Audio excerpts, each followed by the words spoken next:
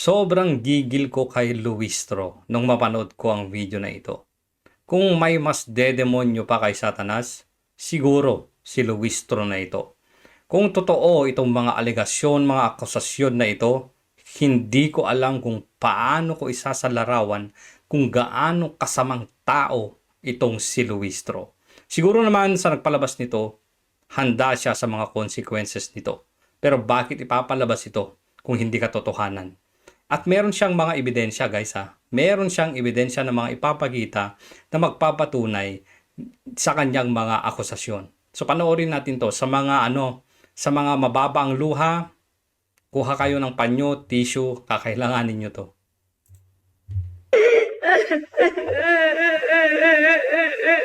Ako may kaibigan sa munisipyo.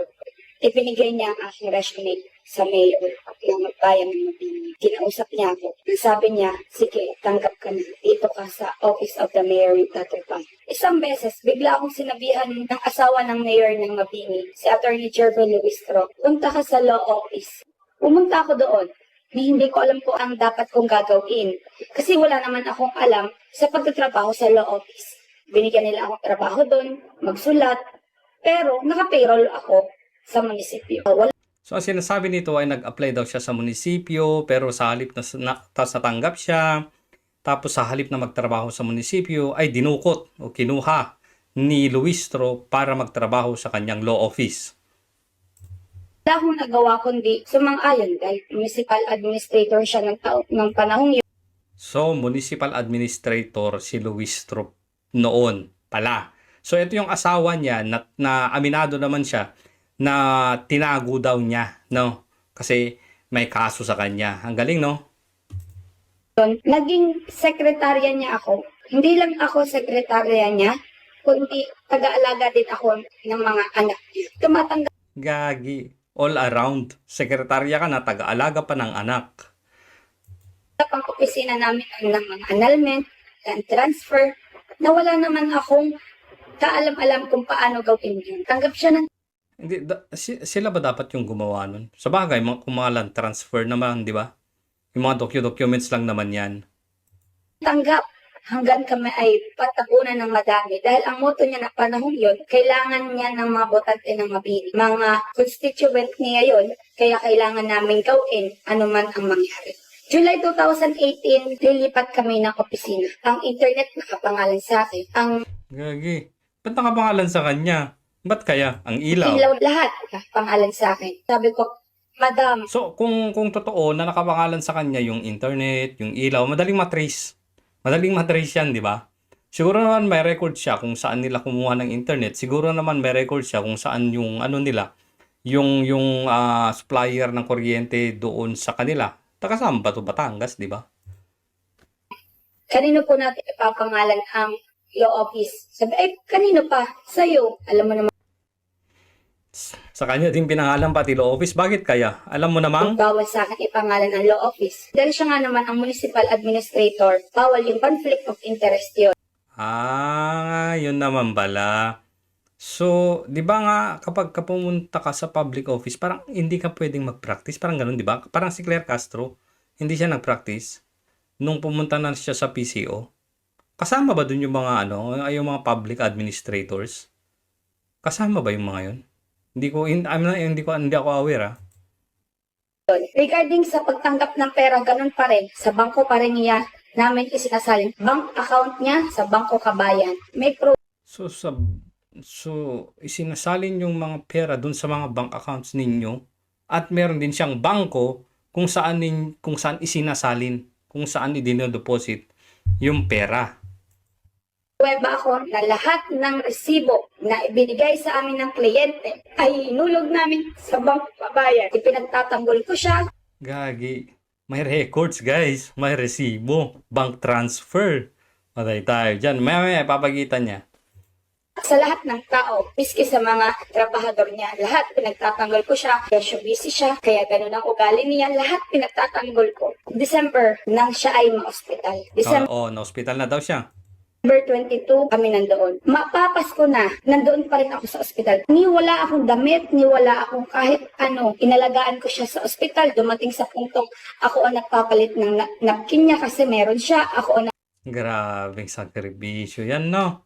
Grabe. Wala ba kung ano to? Wala bang mga anak to? O hindi ba sila makapakuha ng personal nurse? Ang yayaman ninyo. Sa sekretary mo pinagawa. Sa sekretary ng law firm mo pinagawa. Gagi, demonyo talaga. nagpupunas ng katawan niya. Lahat ng pwedeng gawin ng isang anak sa ina ay ginagawa ko para sa kanya. See? Di ba sabi ko wala bang siyang mga anak na pwedeng gumawa sa kanya to? Ganun kamahal si Mayora nung time na yun. Hindi ko akalain, August 3, hindi ko inaasahan na yun na pala yung kalbaryo ng buhay ko. Madami nang nagre-reklamo na kesyo daw, hindi naayos yung ganito, hindi naayos ang ganyan. Pinatawag ngayon ako ni attorney sa opisina. Laking gulat ko, nandoon lahat ng Walaan ko. Kahit napanood ko na. Ibinaling lahat sa kanya. kliyente ng law office, kliyente, lahat ng kliyente na hindi ko alam ang gagawin niya. Kumbaga ako, iaan niya sa tao para takpan yung pagkakamali. Sinabi mo ito sa harap nila, wala kang alam sa lahat ng transaksyong ginawa nila sa opisina. Sinabi mong salitang Gagi, so dine-deny niya yung mga transaction kasi marami ng mga nagre-reklamo. Ang problema dito, ikaw yung nakapangalan sa law office at ikaw pa yung nagtatransact sa kanila. Pero ang laban niya dito, yung mga pera ay meron siyang mga resibo na mismong doon sa account ni Luistro pumapasok. At saka bakit kabayan? Bakit kabayan? Ang alam ko sa kabayan na account, may bangko bang kabayan? O yung name ng account yung sinasabi niya? Kasi ang alam ko sa kabayan account is para sa mga OFW eh. sarap ng madaming tao. Sarap kung saan hindi ako makakapagbigay ng dahilan para sa sarili ko. Maya-maya may dumating na pulis, 2 pulis. Dinala mo kami sa conference room sa likod ng opisina ng mayor. Alam ko lahat ng dinadala mo doon. Pinakausap mo sa akin mo ng pulis. Sabi sa akin ng pulis, iimbestigahan ako. Sinasabi ko lahat ng aking ginawa, lahat ng ebidensyang aking kailangan ipakita sa kanila, pinakita ko. Pero hindi nila ako pinakinggan. Wala Siyempre, asawa ng mayor. Alam ko naman, susuwagin nila yan. silang pinakinggan sa akin. Biruin mo, 4 kami sa opisina, ako lang ang ginanto mo. Dumating si Ate may dalang mga kasulatan. Habang binabasa ko ang ginawa mong kasulatan, hindi lang ako ang dinudurog mo. Ibinigay mo ang mga dokumentong dapat kong pirmahan. Ni wala sinabi sa akin ang mga pulis na kailangan kong abogado para bago ako pumirma. Ang sinabi lang nila sa akin, kailangan kong pirmahan yan para makalabas ako sa opisinang yon. Wala akong nagawa sa takot ko. Sa pagpipressure niya sa araw na yon, pinirmahan ko lahat ng dokumento na yun. Na yun ang Dali lang. Kung ibabase mo sa emotion, kung paano nagsasalita ng babae to, hugot na hugot, ramdam. Alam mo yung namimeke ng feelings, pero siya hindi. Para sa akin, yung feeling nito na nai-interview is genuine. Totoo. naging dahilan kung bakit ako hinahawakan mo sa leeg. Tumawag ako sa pamilya ko. Pagkatapos ko pirmahan lahat ng dokumentong ginawa mo. Sabi ko, Ma, Gagi, may mga dokumentong pinapirma. Ano kaya yun? Mga waivers? Pa, kailangan ko daw po magbayad ng 1.8 million. Putragis. Putragis. 1.8 million sa isang ordinaryong trabahador, sekretary mo, ginawa mong yaya, ginawa mong personal assistant, ginawa mo pang personal nurse, ginawa mo pang yung caregiver. Grabe, tapos pagbabayarin mo ng 1.8 million sa law office mo ha.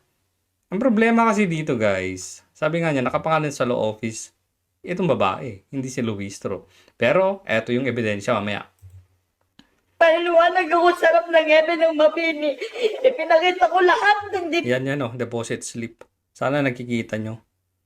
Luistro yan Oh, may mga ebidensya. Patay ka dito. deposit slip na ibinigay ko. Ayan kung makikita nyo itong blue na to, ano to ito yung pinapasok sa machine ng ng teller. tapos magpiprint. Ayan, validated. Parang validated na siya. Grabe, oh.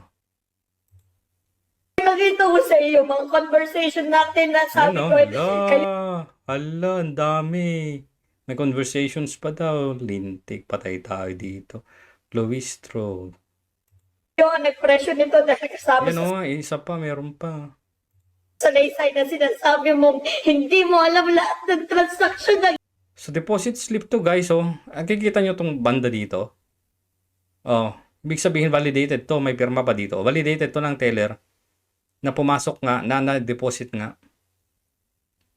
ginagawa namin. Nag-usap-usap kaming pamilya. Sinasabi ko lagi sa kanila, huwag na huwag babayaran yun. Dahil wala akong kinukuha sa iyo doon. Dumating sa puntong pinagte-text mo ang aking ama, kailangan magbayad kung hindi. Ikukulong ako hanggang mga taga-abroad pinagte-text mo, pinagchat-chat mo. Grabe, demonyo. Parang ito yung ano, yung naninigal dito sa ano sa mga lending apps na ano na nanggigipit. Yung mga pamilya mo, kaibigan mo, kaopisina mo, yung mga tinetext, parang ganito yung ginawa daw niya, ha, daw. Kinalat mo sa buong mabini. Ilang beses kami nagmakaawa sa iyo. Pinatawag mo kami kasama ng magulang ko sa conference room ulit. Nakausap ang magulang ko. Nakipag-usap sa iyo ng ayos. Pinakita namin ulit lahat ng ebidensya namin. Walang masabi ang mga pulis dahil kita nilang walang nawawala sa bangko mo. Yung mga resibo na galing sa Bangko Kabayan ay sa iyong pangalan inulog. Gagi. Kita naman natin mo kanina, no, yung mga ebidensya niya. Buti at nakuha mo tong mga ebidensya mo na to. Kasi malaki ang laban mo dito, girl. Masok ka pa doon at nagtap ka ng lamesa. Sinabi mong, na Lo, nagmumura. sinisira mo ang pangalan ko. Wala kaming nagawa. Alam mo, doon ko napatunayan na ang maliliit na tao katulad ko ay walang panamasis sa katulad ninyo. Hindi pa rin nagbago ang desisyon ninyo lahat. Kailangan namin magbayad sa loob ng isang buwan. Gagi, sa loob ng isang buwan, 1.8 million sa isang ordinaryong tao. Walang puso no? Ikaw na, yung nakinabang sa pera, na-deposit na sa'yo, imagine 1.8 million pala yun. 1.8 million pala yun. Grabe. Ngayon, ang ginawa mo, pinasa mo lahat ng obligasyon dito. Grabe. Nang mahigit 2 milyon. Ba't mahigit 2 million na? Siguro may dadagdag pa na. Araw-araw mo pinapatawag sa police station para lumuhod ako sa tao. Gagi. Para sa kalayaan ko. Nakatanong i-explain ko, hindi na nila matanggap dahil nakausap mo na. Sinasabi mo, ngayon na ikaw ay nakaranas ng pagbibintang. Karma yun sa'yo. Sa ginawa mo sa akin. 3 taon mo, pinahihirapan hanggang ngayon. Lumapit ako sa iba't ibang attorney para humingi ng tulong. Pero walang gusto tumulong sa akin. Sana may makapansin itong abogado, no? Sana may makatulong. Guys, pa-share naman to, no? Pakikalat natin to, please. Pakikalat natin ito.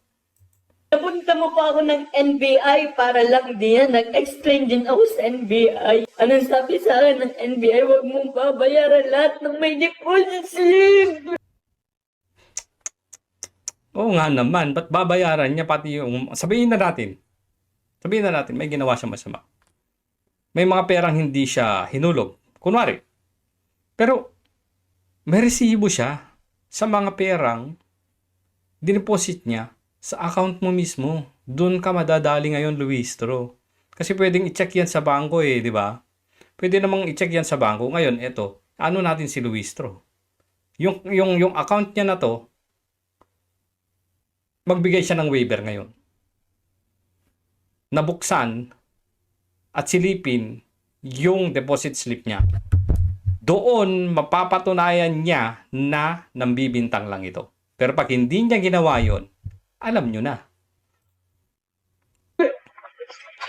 Pero binayaran namin. Gagi, binayaran nila. Shit. Maayos ko ito. Pero yung iniwan mo lamang sa lahat ay hindi mo maibabalik. Ang asawa kong nawala, hindi mo na maibabalik. Ang buhay nila. Shit, naghiwalay pa silang mag-asawa dahil dito. Syempre naman. Lola ko, hindi mo maibabalik. Sobrang sama mo. Hindi mo alam ang dinanas na buong pamilya. Lahat, ginawa ko para sa pamilya mo. Tinurik kitang ina. Hindi mo alam na gandong ibabalik mo sa akin.